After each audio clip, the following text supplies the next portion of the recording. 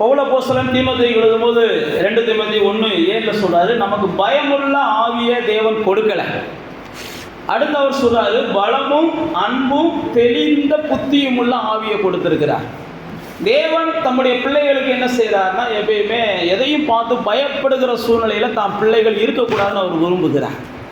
தாம் பிள்ளைகளுக்கு முன்னாடி எந்த சூழ்நிலை வந்தாலும் அவங்க என்ன செய்யணும்? எதிர்கொள்ளணும், பயம் இல்லாமல் எதிர்கொள்ளணும். அதனால தான் வேதம் சொல்கிறது, எடுத்தோடனே அவங்களுக்கு பலமுள்ள ஆவியை கொடுக்கிறார். பயமுள்ள ஆவி நம்முடைய வாழ்க்கையில் தேவன் ஒருபோதும் கொடுப்பதில்லை. பயமுள்ள ஆவியை நாம் மேற்கொள்ளணும், அல்லது பயமுள்ள ஆவியை நம்ம அப்புறப்படுத்துவதற்கு தேவனுடைய பலமுள்ள ஆவியை பயன்படுத்தணும். தேவன் பலமுள்ள ஆவியை கொடுத்திருக்கிறார். அடுத்து சொல்றாரு, அது ஒரு அன்புள்ள ஆவியை கொடுத்திருக்கிறார். அடுத்து சொல்லும்போது சொல்றாரு, தெளிந்த புத்தியுள்ள ஆவியை கொடுத்திருக்கிறார். பவுல் அப்போஸ்தலன் தீமோத்தேயுக்கு அவர் ஏன் எழுதுறாருன்னா, பைபிளில் படிச்சு பார்த்தீங்கன்னா தீமோத்தேயுடைய பாட்டி நல்ல விசுவாசமானவங்க, தீமோத்தேயுடைய தாயார் நல்ல விசுவாசமானவங்க. அதே போல தீமோத்தேயும் பவுலுக்கு ரொம்ப பிடிச்சமான மனுஷன். தீமோத்தேயு குறித்து நீங்கள் படித்து பார்த்தீங்கன்னா பவுல் சொல்லுவார், எனக்கு பிரியமான குமாரன், அல்லது என்னை போல சிந்திக்கக்கூடியவன் அப்படிம்பார். என்னை போல சிந்திக்கக்கூடியவன். அதனால தான் சரித்திர ஆசிரியர்கள் சொல்கிறாங்க, பவுல் தன்னுடைய ஊழியத்துக்கு அடுத்து வாரிசாக தீமோத்தேயுவை தான் அவர் என்ன செஞ்சார்? நியமித்தார் அப்படின்னு சொல்கிறாங்க. அதனால தான் தீமோத்தேயுவுக்காக ஸ்பெசிஃபிக்காக ஒரு 2 நிருபத்தை எழுதுறாரு. இந்த 2வது நிருபத்தில் தான் இந்த வார்த்தையை சொல்கிறாரு, தேவன் உனக்கு பயமுள்ள ஆவியை கொடுக்கல, உனக்கு பலமுள்ள ஆவியை கொடுத்திருக்கிறார், அன்புள்ள ஆவியை கொடுத்திருக்கிறார், உனக்கு தெளிந்த புத்தியுள்ள ஆவியை தேவன் கொடுத்திருக்கிறார் அப்படின்னு சொல்லி அவர் ஆவியானவரை குறித்த ஒரு சின்ன வெளிச்சத்தை தீமோத்தேயுவுக்கு பவுல் அப்போஸ்தலன் எழுதுகிறதை நாம் பார்க்கிறோம். அப்போ தேவனுடைய பிள்ளைகளாகிய நானும் நீங்களும் இயேசுவை ஆண்டவர் ஏற்றுக்கொள்றோம் பாருங்க, அப்பயே நமக்குள்ள ஆவியானவர் செயல்பட ஆரம்பிச்சிடறார். ஆவியானவருடைய செயல்பாடு இல்லாம ஒரு மனிதனால இயேசுவை ஆண்டவராக ஏற்றுக்கொள்ளவும் முடியாது, தொழுது கொள்ளவும் முடியாது.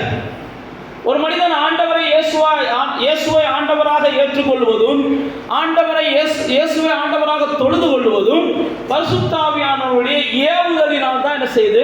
நடக்குது. பரிசுத்த ஆவியானவர் கொடுக்கிற வெளிச்சத்துல தான் நடக்குது. அதனால முதல்ல நாம் புரிந்து கொள்ளணும், தொழுது கொள்ளுகிற எல்லாருக்கும் பரிசுத்த ஆவியானவர் சமீபமானவர், யாருக்கும் தூரமானவர்லாம் கிடையாது. இயேசுதான் ஆண்டவர் அப்படின்னு நீங்க யாரெல்லாம் விசுவாசிக்கிறீங்களோ அவங்கெல்லாம் பரிசுத்த ஆவியானவருக்கு பக்கத்தில் இருக்கிறீங்க. பரிசுத்த ஆவியானவர் உங்களை பக்கத்தில் இருக்கிறார். உங்களை சுற்றி தான் பரிசுத்த ஆவியானவர் உலாவி கொண்டு இருக்கிறார். ஆனால் பரிசுத்த ஆவியானவர் உங்களுக்குள்ள வாசம் செய்ய நீங்கள் என்ன செய்யணும்னா சில காரியங்களை வேதம் நமக்கு சொல்லுகிறது. பரிசுத்த ஆவியானவர் வந்து உங்களுக்குள்ள வாசம் செய்யணும்னா நீங்கள் என்ன செய்யணும்? அப்போ பரிசுத்த ஆவியானவர்னா முதல்ல என்னன்னு தெரிஞ்சுக்கணும். நாம திரியேகத்தில் ஒருவர், திரித்துவத்தில் ஒருவர், 3இல் ஒன்றாயிருக்கிறார் பரிசுத்த ஆவியானவர். பிதாவாகிய தேவன், குமாரனாகிய தேவன், பரிசுத்த ஆவியாகிய தேவன். இதை 3ஐயும் நம்ம புரிஞ்சுக்கிறோம். பிதாவாகிய தேவன் பழைய ஏற்பாட்டு நாட்களிலே செயல்பட்டான். குமாரனாகிய தேவன் பழைய ஏற்பாட்டு முடிந்ததுக்கு அப்புறம் அந்த சிலுவையின் நாட்கள் வரைக்கும் செயல்படுகிறார். அதுக்கப்புறம் பரிசுத்த ஆவியாகிய தேவன் தான் இயேசு கிறிஸ்துவின் வருகை வரைக்கும் என்ன செய்கிறார்? இந்த பூமி எங்கும் செயல்பட்டு கொண்டு இருக்கிறார். இந்த 3க்கும் நீங்கள் வித்தியாசம் புரிஞ்சுக்கணும். 3ம் வெவ்வேறு கிடையாது, 3ம் ஒன்று. அதை நீங்கள் புரிஞ்சுக்கணும். ஏதோ 3 சாமி போல எல்லாம் நினைச்சிடக்கூடாது. வேதம் சொல்லுகிறது பிதா, குமாரன், பரிசுத்த ஆவி. இயேசு சொல்லும்போது பல இடங்களில் சொல்கிறாரு, நாங்கள்லாம் ஒன்றாக இருக்கிறோம். ஏதோ நான் சொல்கிறேன் பிதாவே சொல்கிறேன்றதுக்காக பிதா வேற நான் வேறெல்லாம் என்ன செஞ்சிடாதீங்க, நினச்சிடாதீங்க. நானும் பிதாவும் ஒன்றாக இருக்கிறோம் அப்படின்னு பல இடங்களில் இயேசு தெளிவாக என்ன செஞ்சுருக்கிறார்? விளக்கம் கொடுத்துருக்கிறார். சிலர் வந்து அதை சரியாக புரியாதனால தான் பிதானா எங்கேயோ இருக்கிறாரு, இயேசுனா எங்கேயோ இருக்கிறாரு அப்படி இப்படின்னு குழப்பத்தை ஏற்படுத்துகிறாங்க. உங்களுக்கு ஒன்று புரியணும், பிதானா இயேசு தெளிவாக சொல்கிறாரு, நாங்களாம் ஒன்றாக இருக்கிறோம். அது படைப்பின் நாட்கள் முதற்கொண்டு நீங்கள் எடுத்துக்கிட்டீங்கன்னா, படைக்கும் போதே தேவன் வானத்தையும் பூமியையும் படைத்தார் அப்படின்னு வரும். அதுக்கு அடுத்த வசனத்திலே சொல்லும், ஆவியானவர் ஜலத்தின் மேலே என்ன செஞ்சார்? அசைவாடி கொண்டு இருந்தார்னு வரும். படைக்கும் போதே இது திரியேக தெய்வத்தினுடைய. அதனால தான் யோவான் சொல்லும்போது சொல்றாரு, உண்டானதெல்லாம் இவரை கொண்டு தான் உண்டாச்சு, இவர் மூலமாக தான் உண்டாச்சு, இவர் இல்லாமல் ஒன்றுமே உண்டாகலன்னு இயேசுவை குறித்து சொல்கிறார்.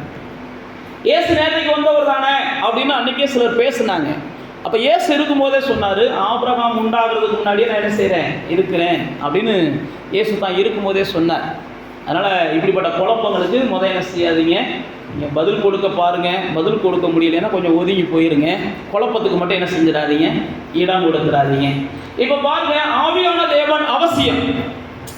அதனால தான் இயேசு தான் சீசர்களுக்கு அப்போஸ்தலர் நடவடிக்கைகள் 1ஆம் அதிகாரத்துக்கு வந்தீங்கன்னா, எப்பா எல்லாம் முடிஞ்சிச்சு, நான் பரலோகத்துக்கு போக போகிறேன், எல்லாம் முடிஞ்சதுக்கு அப்புறம் நான் பரலோகத்துக்கு போக போறேன். இந்த பரலோகத்துக்கு போறதுக்கு முன்னாடி தன்னுடைய சீசர்களை கூப்பிட்டு உயிரோட கூட எழும்பினதற்கு அப்புறம், இயேசு மரித்து உயிரோடு கூட எழும்பினதுக்கு அப்புறம் தான் சீசர்களை கூப்பிட்டு பரிசுத்த ஆவியை குறித்து அவர் பேசுகிறார்.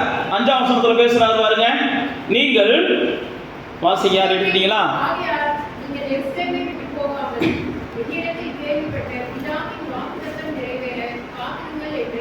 பிதாவின் வாக்குத்தத்தம் நிறைவேற காத்திருங்கள் அப்படின்னு சொல்லிட்டு அவர் கட்டளையிட்டா. 8ஆம் வசனம் சொல்லுது, பரிசுத்த ஆவி உங்களிடத்துல வரும்போது நீங்க பலன் அடைவீங்க.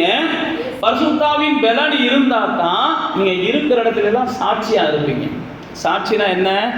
எனக்குள்ள தேவன் இருக்கிறார், நான் தேவனுடையவன். இந்த சாட்சி எப்போ வருதுன்னா, பரிசுத்த ஆவியானவருடைய பலன் உங்களுக்குள்ள வந்தா தான் இந்த பூமியில நீங்க என்ன செய்ய முடியும், சாட்சியா இருக்க முடியும். பரிசுத்த ஆவியானவருடைய பலன் இல்லாதது வரைக்கும் உங்களுடைய வாழ்க்கையில் சில தடுமாற்றங்கள் இருந்துகிட்டே தான் இருக்கும். பரிசுத்த ஆவியானவர் தான் நம்மளை பூர்ணப்படுத்துகிறவராக இருக்கிறார். அதனால தான் இயேசு சொல்லும்போது சொன்னாரு, நான் போகிறது உங்களுக்கு பிரயோஜனமாக இருக்கும், நான் போய் என்ன செய்வேன், தேற்றரவாளனை அனுப்புவேன் அப்படின்னு அவர் சொல்லுவார். அப்ப இயேசு பாருங்க, இது மரித்து உயிரோட கூட எழும்பினதுக்கு அப்புறம் தான் சீசர்களுக்கு சொல்றாரு, பரிசுத்த ஆவி வர்றது வரைக்கும் கொஞ்சம் என்ன செய்யுங்க, காத்துருங்க. பரிசுத்த ஆவியானவருடைய பலனை பெற்றுக்கொள்ளாம இந்த பூமியில நீங்க என்ன செய்ய முடியாது, ஒரு ஜெயமுள்ள வாழ்க்கை வாழ முடியாது அப்படின்னு தன்னுடைய சீசர்களை காத்திருக்க சொல்லுகிறார். அதுக்கப்புறம் நீங்க 1ஆம் அதிகாரத்துல வாட்சி பார்த்தீங்கன்னா 120 பேர் என்ன செஞ்சாங்க, அதுக்கப்புறம் காத்திருக்க ஆரம்பிச்சிடுறாங்க. காத்திருக்க ஆரம்பிச்ச உடனே 2ஆம் அதிகாரம் 1ஆம் வசனத்துல தான் பரிசுத்த ஆவியானவர் என்ன செய்யறார், இறங்கி வருகிறார். 2ஆம் அதிகாரத்துல பரிசுத்த ஆவியானவர் அக்கினி நாவுகள் கொண்டு இறங்கி வந்தார் அப்படின்னு பைபிள்ல போட்டிருக்குது. இயேசு ஞானஸ்நானம் எடுத்த உடனே பரிசுத்த ஆவியானவர் என்ன செஞ்சாராம், புறாவை போல் இறங்கி வந்தார் அப்படின்னு பைபிள்ல போட்டிருக்குது.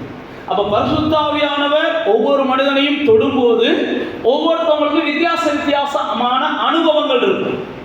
எனக்கு ஏற்படுகிற அதே அனுபவம் தான் உங்களுக்கு ஏற்படணும் அப்படின்னு நான் நினைக்க கூடாது, அல்லது உங்களுக்கு ஏற்படுகிற அதே அனுபவம் தான் இவங்களுக்கு ஏற்படணும் அப்படின்னு நீங்க நினைக்க கூடாது. ஏனென்றால் ஆவியானவர் ஒவ்வொருவருக்குள்ளையும் அவரவருடைய இயல்புக்கு ஏற்றது மாதிரி, இவர்களுக்கு எப்படி போனா புரியும், இவர்களோடு எப்படி இடைப்பட்டா புரியும், இவர்களோடு எப்படி ஐக்கியமானா புரியும்னு அவருக்கு தெரியும். அதுக்கு ஏற்ற மாதிரி ஒவ்வொருத்தவங்களோட என்ன செய்வார், அவர் ஐக்கியமாவதற்கு பல வழிகளை கையாளுவார். எல்லாருக்கும் ஒன்று போல என்ன செய்யாது, அனுபவங்கள் இருக்காது. ஆனா ஆவியானவர் அவசியம். அதனால தான் இயேசு தான் சீசர்கள் சொல்றாரு, ஆவியானவருடைய பலன் இல்லாம நீங்க பூமிக்குள்ள போகாதீங்க, ஆவியானவருடைய பலன் இல்லாம நீங்க பிசாசோடு போராடாதீங்க, ஆவியானவருடைய பலன் இல்லாம நீங்க என்ன செய்யாதீங்க, மற்ற செயல்களுக்குள்ளே செஞ்சு நீங்க சோர்வடைஞ்சிருவீங்க. வேண்டாம், ஆவியானவருடைய பலன் வரைக்கும் கொஞ்சம் காத்துருங்க. இப்ப நீங்களா இருந்தாலும் நானா இருந்தாலும் இதே தான். ஆவியானவரை பற்றி முதல் நம்ம என்ன செய்யணும், தெரிஞ்சிருக்கணும். ஆவியானவருடைய பலனை பெறுகிறது வரைக்கும் நாம் வளரணும். மீனிங் நல்லா பைபிளை வாசிக்கணும், நல்லா சத்தியத்தை கேட்கணும், நல்லா என்ன செய்யணும், நிறைய விஷயங்களை புரிந்து கொள்ளணும். அன்பை காமிக்க வேண்டிய இடத்துல அன்பை காமிக்கணும், வரத்தை காமிக்க வேண்டிய இடத்துல வரத்தை காமிக்கணும், குணத்தை காமிக்க வேண்டிய இடத்துல குணத்தை காமிக்கணும். ஆவியானவரை பெற்றுக்கொள்ளுகிறது வரைக்கும் முடிஞ்ச அளவுக்கு என்ன செய்யுங்க, கொஞ்சம் அமைதலாக இருங்க. ஆவியானவருடைய அபிஷேகம் எனக்குள்ள வர்றது வரைக்கும் கொஞ்சம் அமைதலாக இருங்க. முடிஞ்ச அளவுக்கு தர்க்கம் பண்ணாதீங்க, வாக்குவாதம் பண்ணாதீங்க. ஆவியானவரை பெற்றுக்கொள்வது வரைக்கும் இயேசுவே தான் சீசர்களை காத்திருக்க சொல்லுகிறார். நீங்கள் காத்துருங்க அப்படின்னு. அப்போ தேவனுடைய பிள்ளைகளாகிய நானும் நீங்களும் முதல்ல ஆவியானவரை பெற்றுக்கொள்வது வரை காத்திருக்கணும். பைபிளில் பார்த்தீங்கன்னா லூக்காவில் நம்ம யோவான் ஸ்நானகனுடைய பிறப்பை குறித்து 1ஆம் அதிகாரத்தில் நம்ம வாசிக்கிறோம். லூக்கா சுவிசேஷத்தின் புஸ்தகம் 1ஆம் அதிகாரம் 15ஆம் வசனத்தை நீங்கள் வாசிங்கன்னா, யோவான் ஸ்நானகனுடைய பிறப்பை குறித்து தேவதூதன் சொல்லும்போது சொல்றாரு, அவர் பாருங்க, தன் தாயின் வயிற்றில் இருக்கும் போதே பரிசுத்த ஆவியினால என்ன செஞ்சிருப்பானா, நிரப்பப்பட்டு இருப்பான். யாரு? யோவான் ஸ்நானகன். யோவான் ஸ்நானகன் யாரு?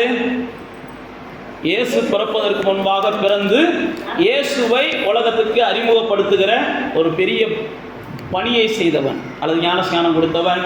இவர்தான் உலகத்தின் பாவங்களை தீர்க்க வெளிப்பட்டவர் அப்படின்னு சொல்லி உலகத்துக்கு இயேசுவை அறிமுகப்படுத்தினவர். இவரை நீங்கள் பின்பற்றி போங்கன்னு தன்னுடைய சீசர்களுக்கெல்லாம் கூட அவர் சொன்னவர். அவர்கிட்ட போய் கேட்டு வாங்கன்னு சொல்லி யோவான் ஸ்நானகனை குறித்து நீங்கள் வாசிச்சு பார்த்தீங்கன்னா இயேசு சொல்றாரு, ஸ்திரீகளிடத்திலே பிறந்தவர்களிலே அவனை போல பெரியவன் யாருமே இல்லைன்றார். அந்த அளவுக்கு ஒரு பாக்கியம் பெற்றவன் இந்த யோவான் ஸ்நானகன். ஆனால் வேதம் சொல்கிறது அவன் தாயின் வயிற்றில் இருக்கும்போதே பரிசுத்தாவினாலே நிரப்பப்பட்டவன். ஆனால் 80வது வசனத்தை 1ஆம் அதிகாரத்தில் வாசிச்சு பார்த்தீங்கன்னா அந்த பிள்ளை வளர்ந்து ஆவியிலே பலம் கொண்டு இஸ்ரவேலுக்கு தன்னை காண்பிக்கும் நாள் வரைக்கும் வனாந்தரத்திலே இருந்தான். புரியுதா உங்களுக்கு?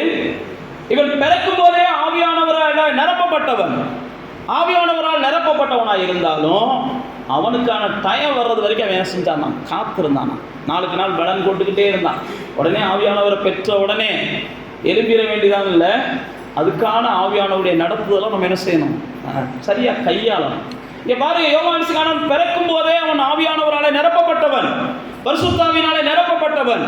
ஆனால் பாருங்க, அவன் தன்னை பலப்படுத்துகிறான். பரிசுத்தாவினாலே நிரப்பப்படுகிற முதல்ல நம்மளை பலப்படுத்தணும். நம்முடைய குறைகளை சரி பண்ணணும், நம்முடைய வசன வெளிச்சத்தை அதிகமாக்கணும், தேவனை பற்றிய வெளிச்சத்தை அதிகமாக்கணும். நாம் சுற்றிலும் சமுதாயத்தில் நம்மளை சுற்றிலும் இருக்கிற மக்களோட ஐக்கியத்தை என்ன செய்யணும்? பரிசுத்தாவியானவரை பெற்ற உடனே நாம் செய்ய வேண்டியது இதுதான். பரிசுத்தாவியானவரை பெற்ற உடனே நம்ம வானத்தை என்ன செய்யணும்? வில்லாக்கணும்னு நம்ம நினைக்கிறோம். அது நினைக்கிறது தப்பு இல்லை. அல்லது மண்ணை பொண்ணாக்கணும்னு நினைக்கிறோம், அதுவும் நான் தப்புன்னு சொல்ல மாட்டேன், அதெல்லாம் தப்புன்னு சொல்லலை, அந்த வாக்குவாதத்துக்குள்ள நான் போகலை. ஆனால் பரிசுத்தாவியானவரை பெற்ற உடனே நம்மை நாமே பலப்படுத்தணும். எந்த இடம்லாம் நம்முடைய பலவீனம் இருக்கிறது, எந்த சூழ்நிலையிலெல்லாம் நம்ம பலப்படணும் அப்படின்றது ஆராய்ச்சி பண்ணணும். அப்போ பரிசுத்தாவியானவரை பெறுவதனுடைய நோக்கம் நம்மை பலப்படுத்துகிறோம். அதுக்கப்புறம் நம்மளை சுற்றிலும் இருக்கிற மக்களோடு ஐக்கியத்தை நாம் பலப்படுத்துகிறோம். நான் அதற்கப்புறம் சொன்னபடி தேவனுக்குரிய காரியங்களை குறித்து அதிகமாக நம்ம வளருகிறோம், பலப்படுகிறோம். அதுக்கப்புறம் தேவனுடைய ராஜ்யத்துக்காக நம்ம ஏதாவது செய்யணும். இது நம்ம 2வது 4வது கதைக்கு தான் போகுது. நம்ம எடுத்த உடனே 4வதுலேருந்து ஆரம்பிக்கிறோம். எந்திரிச்ச உடனே நம்ம என்ன செய்யணும்? பரிசுத்தாவியை பெற்ற உடனே பேயை விரட்டணும், நோயை குணமாக்கணும் அப்படின்னு சொல்லி நம்ம வாட்டுக்கு கிளம்பிடுறோம். நிறையா பேர் அப்படி தான் கிளம்பி போய் என்ன செஞ்சிடறாங்க? முடிவெல்லாம் சமாதானம் இல்லாமல் போயிருக்கு. உங்களை நீங்கள் என்ன செய்யுங்க? சரி பண்ண வேண்டிய விஷயங்களை சரி பண்ணுங்கள். அதுக்கப்புறம் உங்கள் குடும்பங்களை, உங்களை சுற்றிலும் இருக்கிற பரிசுத்தாவியானவரை வச்சு நீங்கள் என்ன செய்யுங்க? இதெல்லாம் செக் பண்ணுங்கள். செயல்படுகிறாரா? எனக்குள்ளே செயல்படுகிறாரா? என் குடும்பத்துக்குள்ளே செயல்படுத்த முடியுதா?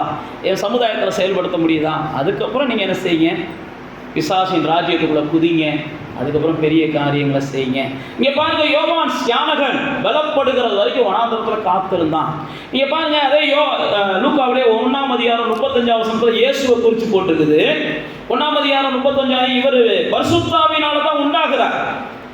1:35 பொறுப்பாங்க, தேவதூதன் அவளுக்கு பிரதித்திரமாக பரிசுத்தாவி உன் மேலே வரும், உன்னதமானவருடைய பலன் உன் மேலே நிழலிடும். அப்போ அந்த குழந்தை என்ன செய்யும்? அது பிறக்கிறது பரிசுத்தம் உள்ளதாக இருக்கும், அது தேவனுடைய குமாரன் என்று எண்ணப்படும். அப்போ இயேசு கர்ப்பம் தரிக்கிறதே பரிசுத்தாவினால தான் என்ன செய்கிறார்? ஆமாம், அவங்க தாயார் இயேசுவை கர்ப்பமாக்குறாங்க, அந்த கர்ப்பம் ஏற்றுக்கொள்கிறாங்க. இயேசு கர்ப்பம் தரிக்கும் போதே பரிசுத்தாவில தான் கர்ப்பம் தரிக்கிறார். ஆனால் வேதத்தில் பார்த்தீங்கன்னா அதே அதிகாரத்தில் 40வது வசனத்தை வாசிங்க.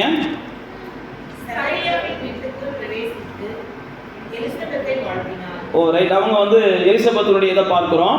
இப்போ இங்கே பாருங்க, இயேசுவை குறித்து நீங்கள் பார்த்தீங்கன்னா 3ஆம் அதிகாரம் 21ஆம் வசனத்தை வாசிங்க. 3:21.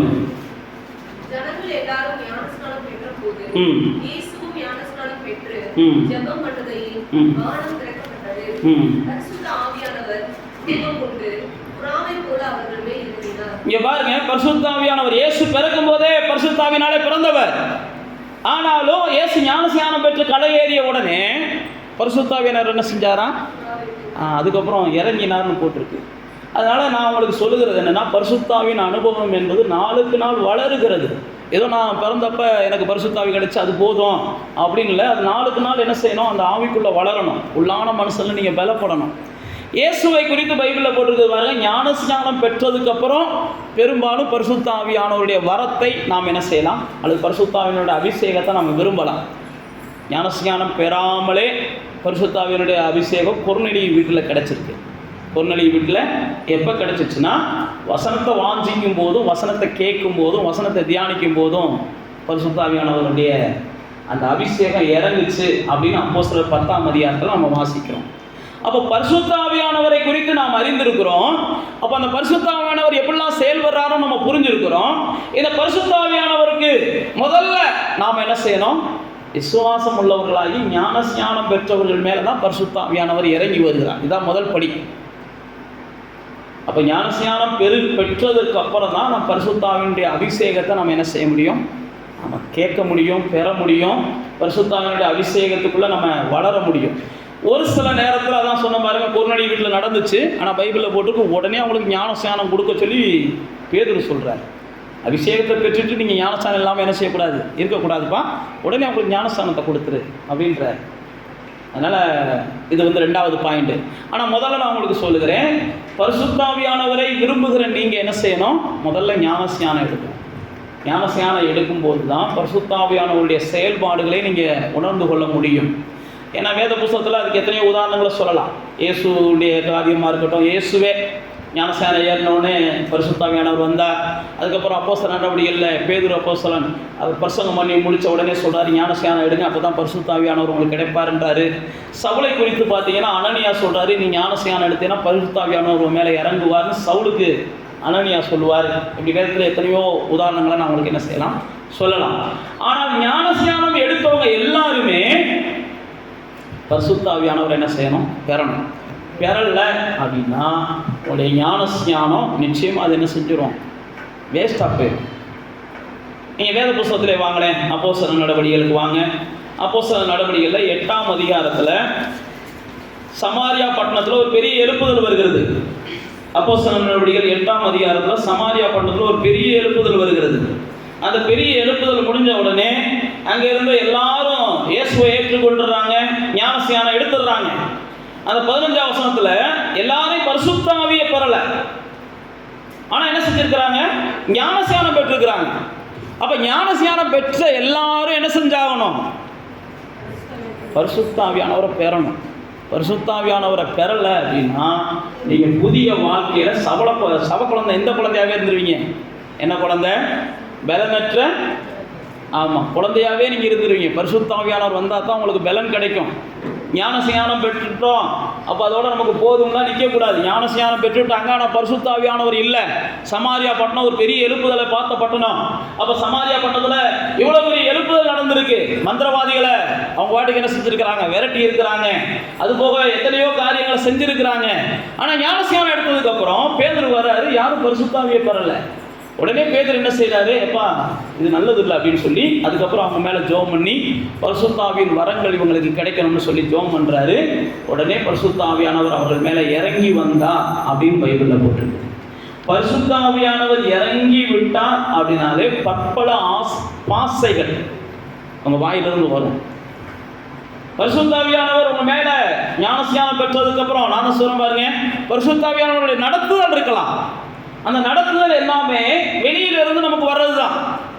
ஆனால் எப்போ பரிசுத்த ஆவியானவர் நமக்குள்ள பரிபூர்ணமாக வந்து தங்குகிறார் அப்படின்னா, நான் சொன்னபடி முதல் படி நம்ம இயேசுவா ஆண்டவராக ஏற்றுக்கொண்டு ஞானஸ்நானம் எடுக்கணும்.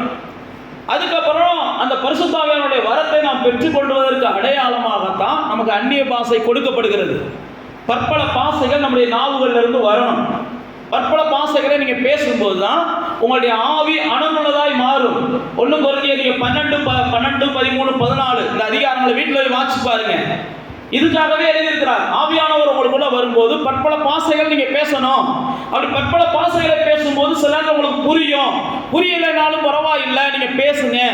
ஆனா என்ன செய்யுங்க? பேசும்போது மற்றவர்களுக்கு கொஞ்சம் என்ன செய்யுங்க? கிண்டல் அடிக்கிறதுக்கு இடம் கொடுக்காம பேசுங்க. அதுதான் அந்த 12, 13 அதிகாரங்களில் பேசுவாங்க. கிண்டல் அடிக்கிறதுக்கு இடம் கொடுக்காம பேசுங்க, கேலி பண்றதுக்கு இடம் கொடுக்காம பேசுங்க. மற்றவங்க வந்து உங்களை பார்த்துட்டு ஏதோ ஒரு வகையில் தப்பா நினைச்சிடக்கூடாது. பவுல பசங்க அப்படியே சொல்லுவார், நீ அந்நிய பாஷையில் பேசினா ஏதோ நீ பைத்தியம் நினைச்சிட்டு போயிடக்கூடாதா, கொஞ்சம் கவனமாக கையாளு. நீ தேவனோடையும் உனக்கு தான் ரகசியத்தை பேசுற. அதனால அந்நிய பாஷை அபிஷேகம் என்பது பரிசுத்த ஆவியானவருக்கு நம்ம கொடுத்துருக்கிற அதுதான் ஒரு முத்திரை. அந்நிய பாஷை அபிஷேகம் இல்லாமல் பரிசுத்த ஆவியானவரை நம்ம செயல்படுத்த முடியாதா அப்படிலாம் சிலர் சொல்கிறாங்க. அந்நிய பாஷை அபிஷேகம் அவசியம் இல்லைன்னா சிலர் சொல்கிறாங்க. சொல்கிறவங்க என்னன்னு சொல்லிட்டு போகிறாங்க. அதெல்லாம் நம்ம என்ன செய்ய வேண்டாம், அதெல்லாம் போட்டு ரொம்பலாம் வாக்குவாதம் பண்ண வேண்டாம். உங்களுக்கு வேணும்னா நீங்கள் கேளுங்க, ஆண்டவரே நானும் அந்நிய பாஷை வரத்தோடு இந்த பரிசுத்த ஆவியானவரை இந்த பூமிக்கு காண்பிக்க விரும்புகிறேன். அப்போ பாருங்க, இங்கே சீசர்கள் வர்றாங்க, ஞானஸ்நானம் பெற்றாங்க, ஆனால் யாரும் பரிசுத்த ஆவியானவரை பெறலை. உடனே பேதுரு என்ன செய்கிறார்? பரிசுத்த ஆவியானவருக்காக அவர்களுக்காக ஜெபிக்கிறார். உடனே பரிசுத்த ஆவியானவர் இறங்கி வந்து அவங்க எல்லாத்தையும் நிரப்பிடுறார். இதே தான் எபேசு பட்டணத்தில் இதே மாதிரி தான். நீங்கள் எந்த ஞாபகத்தினால ஞானஸ்நானம் பெற்றீங்க, நீங்கள் பரிசுத்த ஆவியை ஏன் இன்னும் பெறலை அப்படின்னு சொல்லி எபேசு பட்டணத்துக்கு பவுல் அப்போஸ்தலன் வருகிறார். அங்கேயும் இருக்கிற ஜனங்கள் என்ன செய்கிறாங்க? பரிசுத்த ஆவியை பெறலை. 19வது அதிகாரம் அப்போஸ்தலர் நடவடிக்கைகள் 19வது அதிகாரம். அங்கே பாருங்க, 5ஆம் வசனத்தில் வந்து இதை கேட்டபோது அவர்கள் கர்த்தராகிய இயேசுவின் நாமத்தினாலே நாங்கள் ஞானஸ்நானம் பெற்றோம், பரிசுத்த ஆவியை குறித்து நாங்கள் கேள்விப்படவே இல்லைன்றாங்க அந்த மக்கள். பரிசுத்த ஆவி உண்டென்று நாங்கள் கேள்விப்படவே இல்லை அப்படின்னு சொல்லும்போது தான் அடுத்து பவுல் அப்போஸ்தலன் அவங்களுக்கு விளக்கம் சொல்கிறான். இந்த 2ஆம் வசனத்தை சொல்றாரு பாருங்க, நீங்கள் விசுவாசிகளான போது பரிசுத்த ஆவியை பெற்றீர்களா என்று கேட்டான். அதற்கு அவர்கள் பரிசுத்த ஆவி உண்டென்பதை கூட நாங்கள் என்ன செய்யலை, கேள்விப்படவில்லை. இன்னைக்கும் நிறையா கிறிஸ்தவங்களுக்கு பரிசுத்த ஆவியை குறித்து கேள்வியே அவங்க பட்டதில்லை. ஞானஸ்நானம் எடுத்திருப்பாங்க. இதைத்தான் எபேசு பட்டணத்தில் பார்க்குறோம். பரிசுத்த ஆவியை குறித்து அவங்களுக்கு போதனையும் கிடையாது, பரிசுத்த ஆவியை குறித்த கேள்வியும் கிடையாது. ஆனால் வேதம் நமக்கு சொல்கிறது, ஞானஸ்நானம் பெற்றவர்களுக்கு அடுத்த வேலை பரிசுத்த ஆவியை பெறணும். இங்கே பாருங்க, அப்படி கேட்டுட்டு தான் பவுல் என்ன செய்கிறாரு? என்ன ஞாபகத்தினால நீங்கள் ஞானஸ்நானத்தை பெற்றீங்க அப்படின்னு சொன்னோன்னே இந்த மாதிரி சொல்கிறாங்க. அடுத்து உடனே பவுல் அந்த 6ஆம் வசனம் சொல்லுவாருங்க, அவர்கள் மேல் கைகளை வைத்த போது பரிசுத்த ஆவி அவர்கள் மேல் வந்தார். அப்பொழுது அவர் அந்நிய பாஷைகளை பேசி தீர்க்க தரிசனம் சொன்னாங்க. அதுதான் நான் உங்களுக்கு சொன்னேன், பரிசுத்த ஆவியானவர் வந்தார்னா அந்நிய பாஷை என்ன செய்யணும்? பேசணும். அந்நிய பாஷை பேசலை அப்படின்னா கண்டிப்பாக பரிசுத்த ஆவியானவரை நீங்கள் அதிகமாக விசுவாசிக்கலைன்னு அர்த்தம், அல்லது பரிசுத்த ஆவியானவரோடு அதிகமாக நேரம் செலவிடலை அப்படின்னு அர்த்தம். நீங்கள் பரிசுத்த ஆவியானவரோடு நேரம் செலவிட்டீங்கன்னா பற்பல பாசைகள் உங்கள் ஞாபகத்திலிருந்து வர ஆரம்பித்தோம். ஆனால் நான் மறுபடியும் உங்களுக்கு சொல்லுகிறேன், ஞானஸ்நானம் பெற்றவர்களுடைய அடுத்த வேலை பரிசுத்த ஆவியானவரை பெறுறது. பரிசுத்த ஆவியானவரை பெறுகிற வரைக்கும் நீங்கள் என்ன செய்யுங்க? ஆமாம், ஜெபத்தில் தரித்திருங்க. பரிசுத்த ஆவியானவரை பெறுவதற்கு ஈஸியான வழி உங்களுக்கு என்ன செய்யுங்க அப்படின்னா, நீங்கள் அதிகமாக வசனத்தை தியானிங்க. ஆவியானவர் வசனத்திலிருந்து இடைப்படுகிறார். ஏன்னா அந்த வசனமெல்லாம் ஆவியானவரால் பைபிளில் போட்டு பரிசுத்த ஆவியினால பரிசுத்த மனிதர்களை கொண்டு எழுதுனது. ஆவியானவர் இல்லாமல் வசனம் இல்லாமல் ஆவியானவர் உங்களோட பேச மாட்டார்.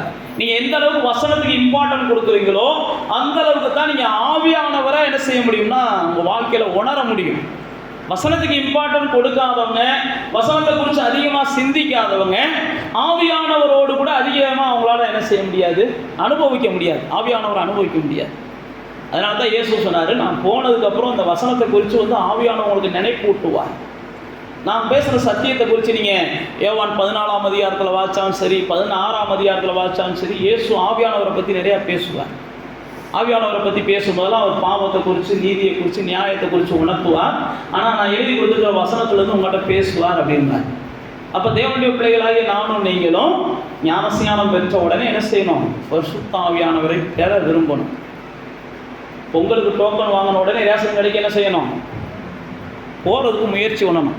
டோக்கன் வாங்கிட்டு நம்ம என்ன செஞ்சிடறோம்? வீட்டிலேயே எத்தனை பேர் உட்காந்துருக்கோம்னா ஒரு ஆள் கூட உட்கார்றது இல்லை. அப்படி உட்காந்துருந்தீங்கன்னா உண்மைக்கு என்ன செய்ய வேண்டியதான்? கைதட்ட வேண்டியதான்.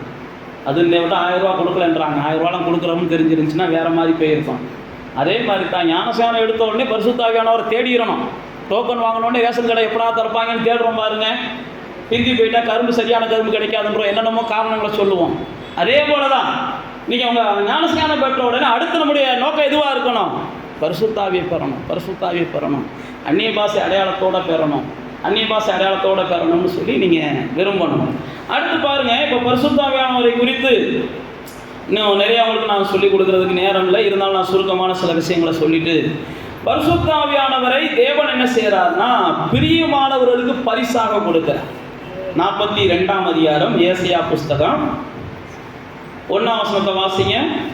42ஆம் அதிகாரம் 1ஆம் வசனத்தை வாசிங்க.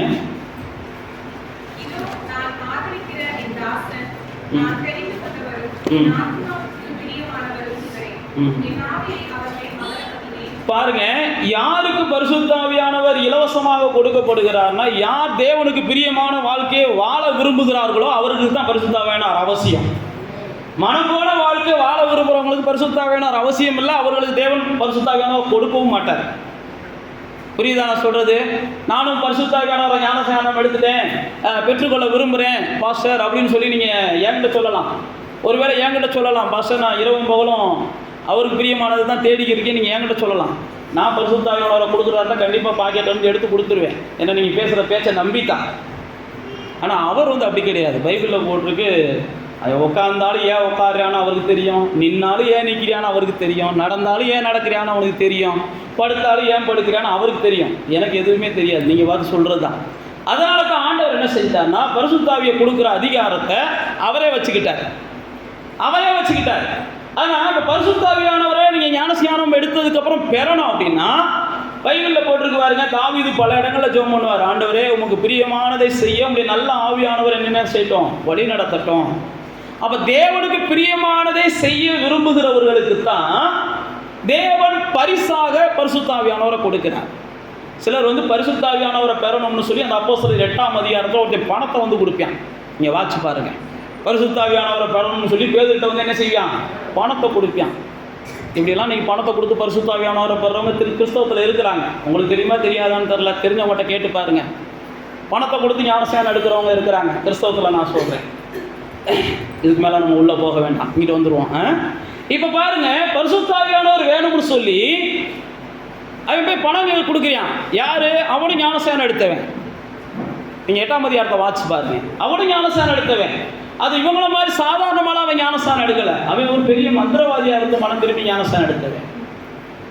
யோசிச்சு பாருங்க, ஒரு மந்திரவாதியாக இருந்து ஒரு ஊரில் பெரிய காரியக்காரனாக இருந்து அவன் மனம் திரும்பி வரேன்னு வச்சுக்கோமே, தேவன் பரிசுத்தாவியானவரை கொடுக்குற அதிகாரத்தை உங்கள்கிட்ட கொடுத்துருந்தா நீங்கள் என்ன செஞ்சிருப்பீங்க? அவனுக்கு தான்ப்பா கொடுக்கணும், அவன் இந்த ஊரில் பெரிய ஆளாக காரியத்தனம் பண்ணிக்கிருந்தான், மந்திரவாதம் பண்ணிக்கிருந்தான்னு நினைப்போம். ஆனால் பேதுரு பாருங்க, அழகாக கையாளுறான் அந்த அப்போஸ்தலர் 8ஆம் அதிகாரத்தில். இங்கே ஒரு பணத்தை வச்சு நீ பரிசுத்தாவியானவரை பெறலாம்னு நினைச்சவாரு, நீ நாசமாக போயிடுவடான்றியா, நீ நாசமாக போயிடுவ, நீ செத்து போயிடுவ, பேசாமல் என்ன செய், இப்பயே மனம் திரும்பி குணப்படுன்றியான். இப்பயே மனம் திரும்பி குணப்படு. நீ வசனத்தை குறித்து தப்பாக நிறையா புரிஞ்சு வச்சுக்கிறாங்க. சில நேரத்தில் மக்களுடைய பாருங்க, ஏதோ அறகுறையாக தெரிஞ்சிருக்கும், ஆனால் முழுமையாக தெரிஞ்சது மாதிரி என்ன செஞ்சுருவாங்க, குதிக்க ஆரம்பிச்சிருவாங்க. அதனால தான் பேதுரு சொல்கிறான், இப்படி குதிச்சிங்க அப்படின்னா உங்கள் வாழ்க்கை சீரழிஞ்சு போகும். பாருங்க, பணத்தை கொண்டு வந்து கொடுக்குறான். அப்போ பரிசுத்தாவியானவரை பெற்றுக்கொள்வதற்கு நீங்கள் நானும் இதெல்லாம் செய்ய வேண்டிய அவசியம் இல்லை. முதல்ல நாம் செய்ய வேண்டியது தேவனுக்கு பிரியமாக வாழணும். ஏன்னா நான் ஞானஸ்நானம் எடுத்திருக்கிறேன், நான் தேவனுக்காக புது வாழ்க்கை வாழணும்னு விரும்புகிறேன், நான் தேவனை தெய்வமாக கொண்டிருக்கிறேன், அவருக்கு பிரியமான வாழ்க்கை வாழணும்னு சொல்லி யாரெல்லாம் வாஞ்சிக்கிறாங்களோ அதைத்தான் ஏசாயா சொல்றார், தாகம் உள்ளவர்கள் மேல் அவர் என்ன செய்கிறார், தண்ணியை ஊற்றுறாரு. நீங்கள் யாரெல்லாம் வாஞ்சிக்கிறார்களோ, அப்போ தேவனுக்கு பிரியமான வாழ்க்கையை நீங்கள் விரும்பும்போது பரிசுத்த ஆவியானவர் நீங்கள் விண்ணப்பம் பண்ணாமலே உங்கள் மேலே இறங்கி வந்துடுவார். புரியுதா நான் சொல்கிறது? பரிசுத்த ஆவியானவர் நீங்கள் தேவனுக்கு பிரியமாக வாழ விரும்புகிறீங்க அப்படின்னா நீங்கள் விண்ணப்பம் பண்ணணும்னு அவசியம் இல்லை. இங்கே பாருங்க, இங்கே விண்ணப்பம் பண்ணாங்க, ஆனால் அதே நேரத்தில் கொர்நேலியு வீட்டில் பரிசுத்தாவிக்காக விண்ணப்பம்லாம் பண்ணலை. பரிசுத்தாவியான ஞானஸ்நானத்தை பற்றி கொர்நேலியு வீட்டில் யாருக்கும் தெரியாது. ஆனால் கொர்நேலியு வீட்டில் கூடியிருந்தவங்கெல்லாம் சொல்லப்பட்ட வார்த்தைகள் உண்மை என்று நம்பினாங்க, சொல்லப்பட்ட சத்தியத்தை கை கொள்ளணும்னு விரும்பினாங்க. அதனுடைய விளைவாகத்தான் பரிசுத்தாவியானவர் பேசிக்கொண்டு இருக்கும்போதே ஊற்றப்பட்டான் அப்படின்னு பைபிளில் போட்டிருக்கு.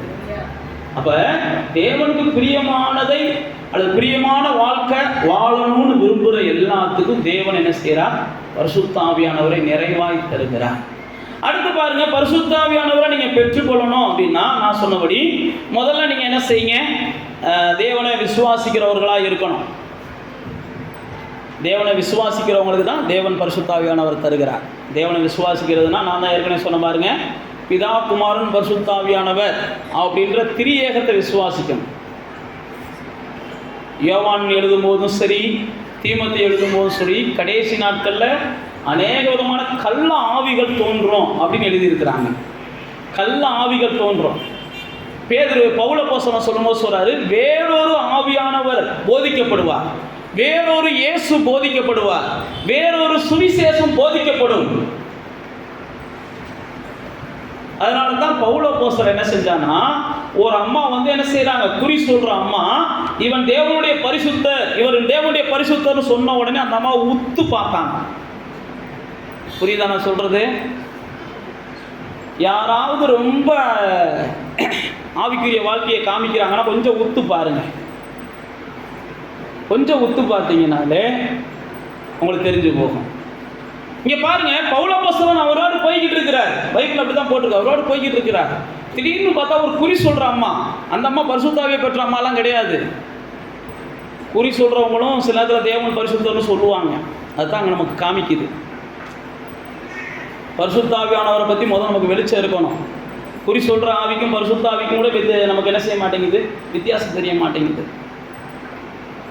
பரிசுத்த ஆவியானவர் அப்படின்றது வேற, குறி சொல்கிற ஆவி இந்த பூமியில் இருக்குது, வஞ்சக ஆவி இந்த பூமியில் இருக்குது, கள்ளத்தனமான ஆவிகள் இந்த பூமியில் இருக்குது, அது அந்தி கிறிஸ்துவின் ஆவிகள் பூமியில் இருக்குது. பூமியில் இந்த மாதிரி எல்லா மாய்மாலமான ஆவிகளும் பூமியில் இருக்குது.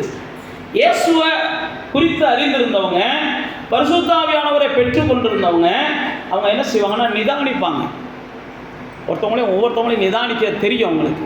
அதனால தான் வேதத்தில் பல இடங்களில் போட்டிருக்குது, நீங்களும் நானும் கொஞ்சம் மோசம் போகாமல் இருக்கணும் அப்படின்னா பரிசுத்த ஆவியானவருடைய சத்தத்துக்கு கொஞ்சம் செவி கொடுக்கணும். பவுலப்போஸ்தலன் போகும்போது அந்த அம்மா இவன் தேவனுடைய பரிசுத்தர்னு சொல்கிறாங்க. பைபிளில் போட்டிருக்கு, அவன் உற்று பார்த்த போது அந்த அம்மாவுக்குள்ள அசுத்த ஆவி இருக்கிறத அவன் பார்க்குறான். உடனே என்ன செய்யறான், இயேசுவின் நாமத்தில் அந்த நாமாவுடைய மேலே இருக்கிற அசுத்தாவி விலகி போகட்டும். நான் மறுபடியும் சொல்கிறேன், அந்த அம்மா பவுலை எதிர்க்கலை, அந்த அம்மா பவுலோடு போராடலை, அல்லது அந்த அம்மா பவுலுக்கு விரோதமான எதுவும் செய்யலை. பவுலை பார்த்து பாராட்டி பேசுது. சில நேரத்தில் பாராட்டுகள் வரும்போது தான் பைபிளில் பல இடங்களில் போட்டிருக்கு, கொஞ்சம் என்ன செய்யுங்க, கவனமாக இருங்க. உங்களை அதிகமாக பாராட்டுறாங்கனாலே கொஞ்சம் அதிகம் நீங்கள் கவனமாக இருக்கணும்னு ஆண்டவர் உங்களுக்கு என்ன செய்கிறார், நாம் எச்சரிக்கிறார். பாராட்டின உடனே நம்ம என்ன செஞ்சிடறோம், அவ்வளோதான், அப்படியே மெல்ட் ஆகிடுறோம். மெல்ட் ஆனோம் அப்படின்னா அதுக்கப்புறம் அவ்வளோதான் வச்சுக்கோங்களேன், நம்மளால் ஆபத்தை எதிர்க்க முடியாது. அதனால் நான் உங்களுக்கு மறுபடியும் சொல்லுகிறேன், பரிசுத்த ஆவியானவர் நீங்கள் தேவனை விசுவாசிக்கிறதுனால கிடைக்குது. தேவனை எப்படி விசுவாசிக்கணும் அவங்க சொல்லுவாங்க, பிதா குமாரன் பரிசுத்த ஆவியானவர் இவர் மூவரும் ஒன்றாக இருக்கிறாங்க அப்படின்ற விசுவாசத்தை உடையவங்கள்ட்ட மட்டும்தான் பரிசுத்த ஆவியானவர் இருப்பார். நான் மறுபடியும் சொல்லுகிறேன், அப்படிப்பட்டவங்க தான் அந்நிய பாஷையின் அபிஷேகத்தை இந்த பூமியில் வெளிப்படுத்த முடியும். மற்றபடி பார்த்தீங்கன்னா நீங்கள் இந்த மாதிரி குழப்பத்தை ஏற்படுத்துகிறவங்கெல்லாம் அவங்களுக்குள்ள அந்நிய பாஷையும் இருக்கும், அந்த அந்நிய பாஷையும் போலியான அந்நிய பாஷையாக இருக்கும், போலியான ஆவியானவராக இருப்பார். அதனால் விசுவாசிக்கிறவருடைய உள்ளத்திலிருந்து, யோவான் 7:39 வாசிச்சிங்கன்னா தெரியும், விசுவாசிக்கிறவருடைய உள்ளத்திலிருந்து தான் பரிசுத்த ஆவியானவர் வெளிப்படுகிறார் அப்படின்னு யோவான் வாசிங்க, 7:39 வாசிங்க.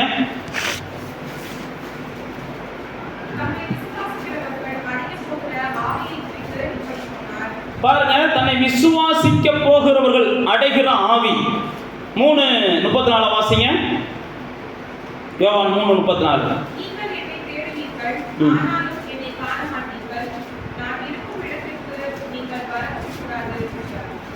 3:34 அப்படித்தானே?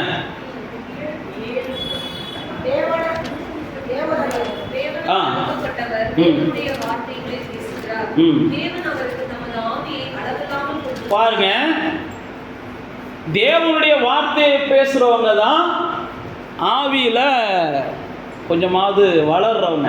தேவனுடைய வார்த்தையை பேசாமல் சுய புராணத்தை பேசுகிறவங்கள நீங்கள் என்ன செய்யாதீங்க, என்றைக்குமே ஏற்றுக்கிறாதீங்க.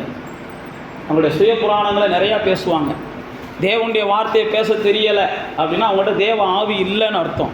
சுய புராணங்களை பேசுகிறவங்க ஃபுல்லாமே தேவ ஆவியை பைபிள் பிரகாரம் அவித்து போட்டவங்க. அப்படின்னா என்னென்னா அவங்கள மட்டுப்படுத்துகிறாங்க, தேவ ஆவியை மட்டுப்படுத்துகிறவங்க, தேவ ஆவியை துக்கப்படுத்துகிறவங்க. சுய புராணங்களை யார் பேசினாலும், சுய புராணங்கள்லாம் உங்களுக்கு நல்லா புரியும்னு நினைக்கிறேன், விளக்கம்லாம் தேவையில்லை. தன்னை பற்றியோ கொஞ்சம் பேசுகிறவங்க, தன்னையே மிகைப்படுத்தி பேசுகிறவங்க, அல்லது தனக்கு தெரிஞ்ச மனிதர்களை மிகைப்படுத்தி பேசுகிறவங்க, நான் மறுபடியும் சொல்கிறேன், இவங்கெல்லாம் ஆவியானவரை துக்கப்படுத்துகிறவங்க. ஆவியானவரை சந்தோஷப்படுத்தணும் அப்படின்னா நான் உங்களுக்கு மறுபடியும் சொல்கிறேன், தேவன் எழுதி கொடுத்துருக்கிற வார்த்தைகளை அதிகமாக என்ன செய்யுங்க, பேசுங்க. தேவனுடைய வார்த்தைகள்லேருந்து உதாரணங்களை பேசுங்க, தேவனுடைய வார்த்தைகள்லேருந்து சத்தியங்களை பேசுங்க, தேவனுடைய வார்த்தைகள்லேருந்து சாட்சி எடுத்து பேசுங்க. அப்போ ஆவியானவர் உங்களுக்குள்ளே வரும்போது நீங்கள் வார்த்தைக்கு இம்பார்ட்டன்ட் கொடுத்தீங்கன்னா தான் ஆவியானவர் உங்களோட ட்ராவல் பண்ணுவார். நீங்கள் வார்த்தைக்கு இம்பார்ட்டன்ட் கொடுக்குறீங்கன்னா ஆவியானவர் நீ வேணா முன்னாடி போப்பா, நான் நின்றுக்குருவார். அப்புறம் நீங்களாம் புலம்பிக்கிட்டே போக வேண்டியதேன், யார்கிட்ட பேசிட்டு போகிறீங்கன்னு தெரியாது. ஆகாயத்தில் சிரமம் பண்ணுறது மாதிரி சிரமம் பண்ணணும். எதை தேவையில்லாத வாழ்க்கையை வாழ்ந்து கடைசியில் என்ன செய்யணும், பயனற்ற வாழ்க்கையை நம்ம வாழ்ந்து முடிக்க வேண்டிய நிர்பந்தம் வந்துடும். அப்போ ஆவியானவரை நீங்கள் அதிகமாய் வாஞ்சிக்கும் போது, ஆவியானவரை நீங்கள் அதிகமாக விரும்பும் போது, தேவனுக்கு பிரியமாக இருக்கிறதுக்கு அதிகமாக விரும்பணும். ஆவியானவர் வேணும்னா என்ன செய்யுங்க? தேவனுக்கு நான் பிரியமாக வாழணும். ஆவியானவர் அதுக்கு தான் கொடுக்கப்படுகிறார். ரெண்டாவது நான் சொன்ன பாருங்க, தேவனுடைய சத்தியங்களில் குழப்பம் இல்லாமல் என்ன செய்யணும்? புரிந்து கொள்றதுக்கு தான் ஆவியானவர் கொடுக்கப்படுறார். குழப்பம் இல்லாமல் புரிஞ்சுக்கிறணும், அதுக்கு தான் ஆவியானவர் நமக்கு கொடுக்கப்படுகிறார். அடுத்து பார்த்தீங்கன்னா, ஆவியானவர் நமக்கு கொடுக்கப்படுகிறதுக்கு இயேசு சொல்லும்போது சொல்றாரு, நீங்கள் வேண்டிக் கொண்டால் ஆவியானவர் கொடுக்கப்படுகிறார். லூக்கா 11ஆம் அதிகாரம் 13வது வசனம். லூக்கா 11ஆம் அதிகாரம் 13வது வசனத்தை வாசிங்க.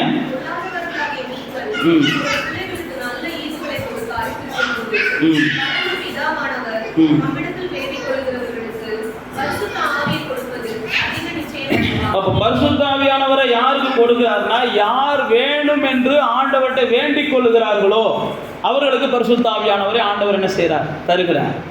அப்ப பரிசுத்த ஆவியானவர் வேணும் அப்படின்னா நீங்க என்ன செய்யணுமா? கேட்கணுமா? நான் சொன்ன மாதிரி கேட்கிறவங்க நீங்க தேவனுக்கு பிரியமானவங்களா இருக்கணும். பிரியமான வாழ்க்கையை வாழ்றதுக்காக முயற்சி பண்ணணும். பிரியமானவங்களா இருக்கிறது ரெண்டாவது. முதல் வாழ்ற வாழ்க்கையை என்ன செய்யணும்? விரும்பணும். ரெண்டாவது நான் சொன்ன பாருங்க, விசுவாசிக்கணும். சத்தியத்தை சத்தியத்தின்படி விசுவாசிக்கணும். சத்தியத்தை சத்தியத்தின்படி விசுவாசிக்கணும்.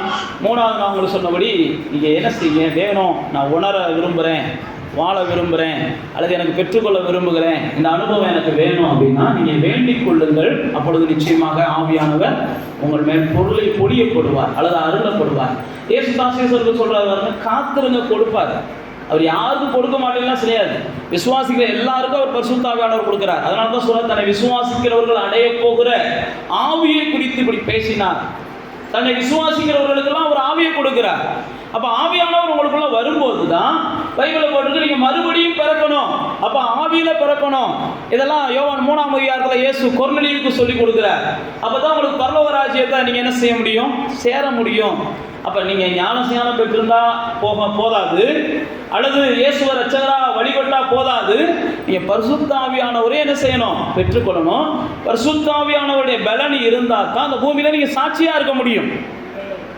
அதைத்தான் இயேசு தான் சீசர்களுக்கு சொல்றாரு, பரிசுத்த ஆவியானவருடைய பலன் அடைகிறது வரைக்கும் காத்துருங்க. பரிசுத்த ஆவியானவருடைய பலன் வந்தா தான் அந்த பூமியில நீங்க சாட்சியா இருக்க முடியும். அந்த பரிசுத்த ஆவியானவர் உங்களுக்கு பலமுள்ள ஆவியானவராய் இருக்கிறார். அந்த பரிசுத்த ஆவியானவர் உங்களுக்கு அன்புள்ள ஆவியானவராய் இருக்கிறார். அந்த பரிசுத்த ஆவியானவர் உங்களுக்கு தெளிந்த புத்தியுள்ள ஆவியானவராய் இருக்கிறார். ஆவியானவரை பெற்றுக்கொண்டீங்கன்னா அது ஒரு பெரிய பாக்கியம். யோசேப்பு ஆவியை பெற்ற மனுஷன். அதனால தான் என்ன செஞ்சாங்க, கொஞ்ச நாள்ல அவருடைய போராட்டத்துக்குலாம் முடிவு வந்துச்சு. தானியேல் ஆவியை பெற்ற மனுஷன், கொஞ்ச நாள்ல அவன் போராட்டத்துக்குலாம் முடிவு வந்துச்சு. தாவீது ஆவியை பெற்ற மனுஷன், கொஞ்ச நாள்ல அவன் போராட்டத்துக்கு முடிவு வந்துச்சு. மோசே ஆவியை பெற்ற மனுஷன். அப்ப நீங்க ஆவியை பெற்ற மனிதர்களாய் மாறும்போது தான் அவங்களுடைய போராட்டத்துக்குலாம் ஒரு முடிவு வரும். இல்லைன்னா அவங்க போராட்டத்துக்கு போராட்டமாகவே தான் வாழ்நாளெல்லாம் இருக்கும். யோசேப்புடைய போராட்டத்துக்கு ஒரு முடிவு வந்துச்சு. எப்ப? அவன் விசேஷித்த ஆவி உடையவன் என்று காணப்பட்ட போதுதான் முடிவுக்கு வந்துச்சு. தானியேலுடைய போராட்டத்துக்கு முடிவு வந்துச்சு. இவன் விசேஷித்த ஆவிய தேவர்களின் ஆவிய உடையவன் அப்படி காணப்பட்ட போதுதான் முடிவுக்கு வந்துச்சு. அதுக்கப்புறம் தான் அவங்க வாழ்க்கை வேற லெவல்ல உயர்வா அடைஞ்சிச்சு. அப்ப நீங்க ஆவியானவரை பெற்றுக்கொள்ளும் போதுதான் உங்களுடைய வாழ்க்கை அடுத்து வேற லெவல்ல அப்டேட் ஆகும். இல்லைன்னா உங்களுடைய போராட்டங்களாகவே கடைசி வரைக்கும் இருக்கும். ஆவியானவர் உங்களுக்குள்ள இருக்கிறத அந்த உலகத்துக்கு நீங்க வெளிப்படுத்தணும். அப்படி வெளிப்படுத்தும் போது அவங்களுடைய போராட்டங்களுக்கு ஒரு முடிவு வரும்.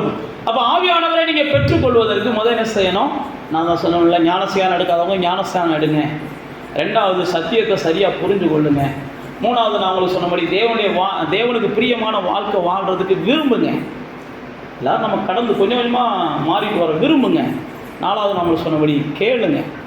கேட்குறத பெற்றுக்கொள்றது வரைக்கும் கொஞ்சம் என்ன செய்யுங்க, காத்துருங்க. ஆனால் ஆவியானவர் இல்லாமல் உங்களுடைய வாழ்க்கை இந்த பூமியில் என்ன செய்யாது?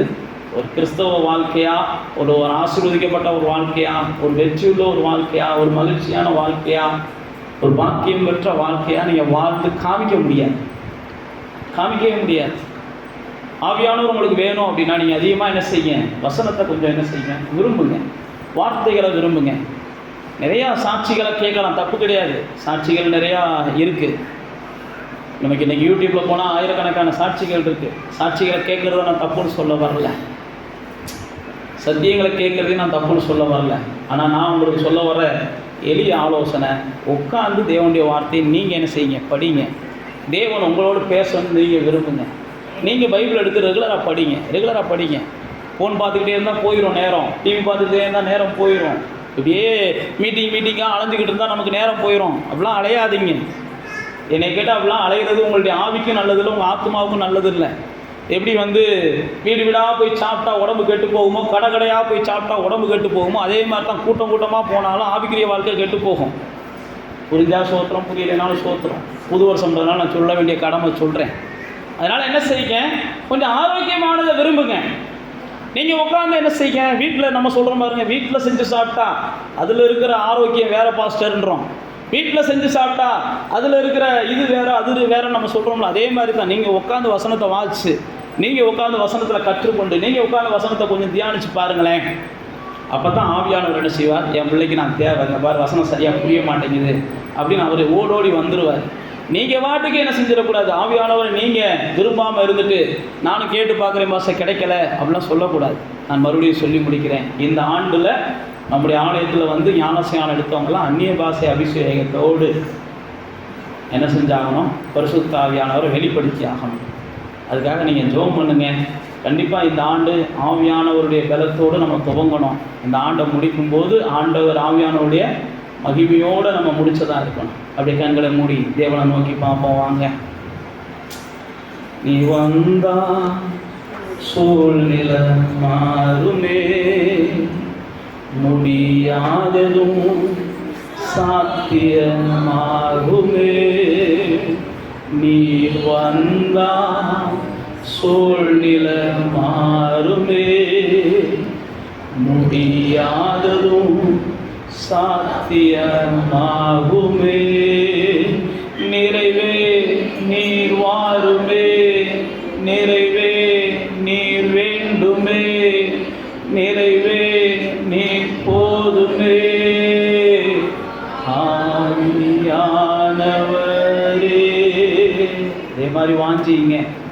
நீங்கள் வந்தால் தான்ப்பா, நீங்கள் வாங்கப்பா, நீங்கள் எனக்கு வேணும்ப்பா, நீங்கள் எனக்கு போதும்ப்பா.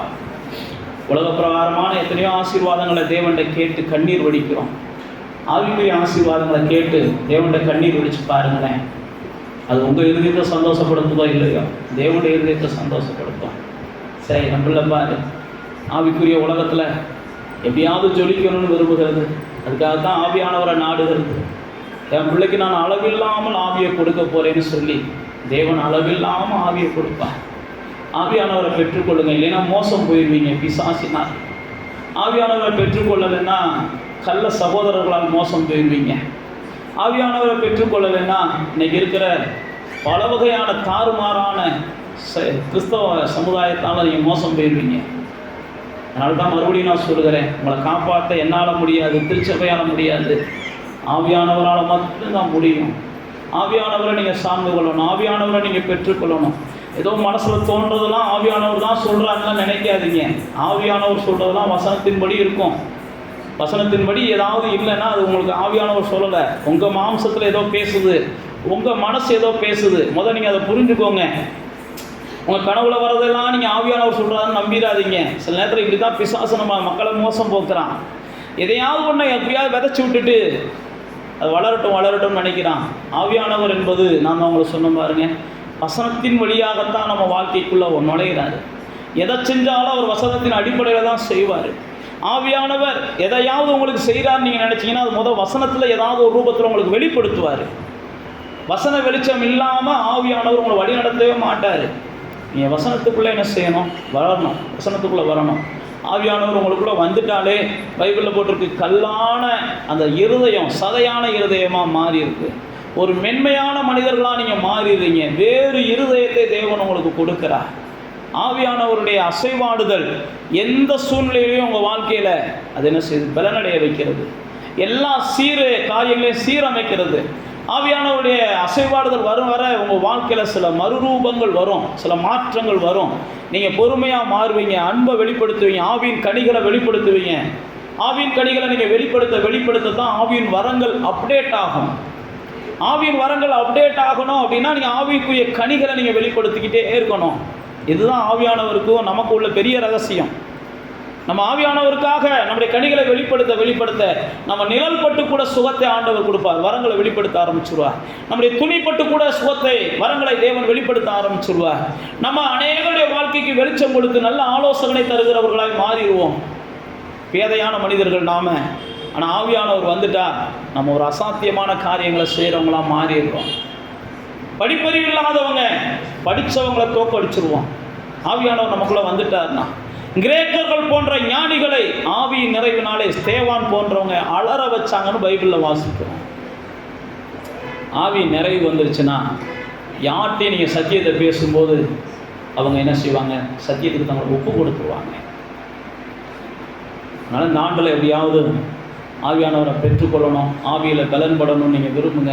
நிச்சயமாக ஆவியானவர் உங்களுக்கு உதவி செய்வார். இதாவே இந்த முதல் வாரத்தில் அந்த அன்பும் பலமும் தெளிந்த புத்தியும் உள்ள ஆவியை நாங்கள் பெற்றுக்கொள்ளணும். அந்த ஆவியை பெற்றுக்கொண்டா தான் இந்த பூமியில் நாங்கள் உம்முடையவர்கள் என்ற சாட்சியோடு வாழ முடியும். நீங்கள் ஆவியை பெற்றுக்கொண்டால் மாத்திரம்தான் எங்களோடு கூட இருந்து நீங்கள் வசனத்தை போகிற இடங்கள் எல்லாம் உறுதிப்படுத்துகிறத நாங்கள் உணர முடியும். அதனால் இந்த ஆவியானவரை பெற்றுக்கொள்ளாத ஒரு புது சந்ததியாக நாங்கள் இருக்கிறோம். இந்த ஆவியானவருடைய அபிஷேகத்தை உணராத ஒரு புது சந்ததியாக நாங்கள் தேவ சமூகத்தில் வந்திருக்கிறோம். யாரெல்லாம் இந்த ஆவியானவருடைய அபிஷேகத்தை உணராமல் இந்த நேரத்தில் தாகத்தோடு விரும்புகிறார்களோ, இந்த ஆவியானவர் வந்தால் தான் நான் தேவனுக்கு பிரியமான பிள்ளையாக மாற முடியும் அப்படின்ற ஆசையோடு யாரெல்லாம் வாஞ்சிக்கிறாங்களோ, இந்த ஆவியானவர் வந்தால் தான் நான் தேவனுடைய ராஜ்யத்துக்காக எதையாவது செய்ய முடியும் அப்படின்னு யாரெல்லாம் விரும்புகிறார்களோ, இந்த நாள் முதற்கொண்டு ஆவியானவரே நீர் அவர்களை நிரப்புவதற்கு நாங்கள் ஆசீர்வதிக்கிறோம். அதற்கான வாசல்களை கர்த்தர் நீங்கள் உருவாக்குங்க. யாரெல்லாம் விரும்புகிறார்களோ அவருடைய உள்ளங்கள் எல்லாம் இந்த நாள் முதற்கொண்டு ஆவியானவர் வாசம் செய்ய வேண்டும் என்று நாங்கள் ஆசீர்வதிக்கிறோம்ப்பா. அன்னைக்கு பவுல் ஜெபித்த போது எபேசு பண்டத்தில் இறங்கி வந்த ஆவியானவர், அன்னைக்கு பேதுரு ஜெபித்த போது ஆண்டவரே சமாரியா பண்டத்தில் இறங்கி வந்த ஆவியானவர், அன்னைக்கு வசனத்தை போதித்து கொண்டு இருந்த போது ஆண்டவரே கொர்நேலியு வீட்டில் இறங்கி வந்த ஆவியானவர், ஆண்டவரே அன்னைக்கு 2ஆம் அதிகாரத்தில் காத்து கடந்த போது சீசர்கள் மத்தியிலே மேல் வீட்டறையிலே இறங்கி வந்த ஆவியானவர் எங்களுடைய ஆலயத்துக்கு வந்திருக்கிற ஒவ்வொருவர் மேலும் நீ இறங்கி வருகிறத இந்த ஆண்டு முடிவதற்குள்ள நாங்கள் பார்க்கணும்ப்பா. ஆண்டவரே நீ கிருபை பாராட்ட வேண்டும் என்று நாங்கள் ஒப்பு கொடுக்கிறோம். ஆவியானவருடைய அசைவாடுதலை உணர ஒவ்வொருவருக்கும் உதவி செய்யுங்க. ஞானஸ்நானம் எடுக்காதவங்க ஞானஸ்நானம் எடுக்கட்டும். பிரியமான வாழ்வை விரும்பாதவங்க பிரியமான வாழ்வை விரும்பட்டும். உபதேசத்திலையும் வசனத்திலையும் குழப்பத்தில் இருக்கிறவங்க தெளிவடையட்டும். ஆண்டவரே தேவனிடத்தில் இவைகளை பெற்றுக்கொண்டு காத்திருந்து பெற்றுக்கொள்ள ஒவ்வொருவருக்கும் நீங்கள் உதவி செய்யுங்க. எல்லா துதியும் நாங்கள் உமக்கு செலுத்துகிறோம். இயேசுவின் நாமத்தில் ஜெபிக்கிறோம் நல்ல பிதாவே.